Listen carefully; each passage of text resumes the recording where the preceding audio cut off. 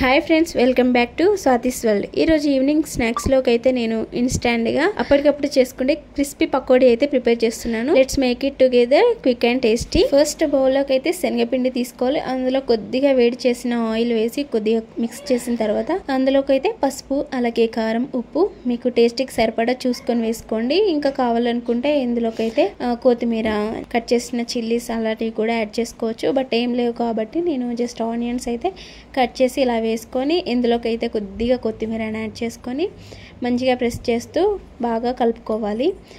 కలుపుకున్న తర్వాత ఇందులోకి అయితే కొద్దిగా చిన్న గ్లాస్ వాటర్ అయితే పడుతుంది. దాంతో అయితే మంచిగా మిక్స్ చేసుకోవాలి. బ్యాటర్ థిక్గా ఉంచాలి ఫ్రెండ్స్. టూ వాటర్ అయితే క్రిస్పీనెస్ అనేది పోతుంది. నెక్స్ట్ స్టవ్ పైన ఆయిల్ అయితే పెట్టేసుకొని అది హీట్ అయిందా లేదా అనేది చెక్ చేసుకోవాలి. Now slowly drop the batter అనేది వేసుకునేటప్పుడు కొంచెం దూరంగా వేసుకోవాలి. అది కూడా ఆయిల్లో ఎంత బ్యాటర్ అయితే సరిపోతుందో అంతవరకు మాత్రమే వేసుకోవాలి. అప్పుడే ఇది ఈవెన్ గా అయితే ఫ్రై అయిపోతుంది. పకోడీలు గోల్డెన్ బ్రౌన్ కలర్ లో అయితే వచ్చేసింది. స్మెల్ అయితే సూపర్ గా ఉంది ఫ్రెండ్స్. క్రిస్పీ పకోడీ అయితే రెడీ అయిపోయింది. ఈవినింగ్ టీ తో కాంబో జస్ట్ హెవెన్ లో ఉంటది. This try simple recipe at home. Like, share and subscribe చేయడం మాత్రం మర్చిపోవద్దు. నెక్స్ట్ వ్లాగ్ లో ఇంకో టేస్టీ రెసిపీతో కలుద్దాం. Thanks for watching this video. Bye.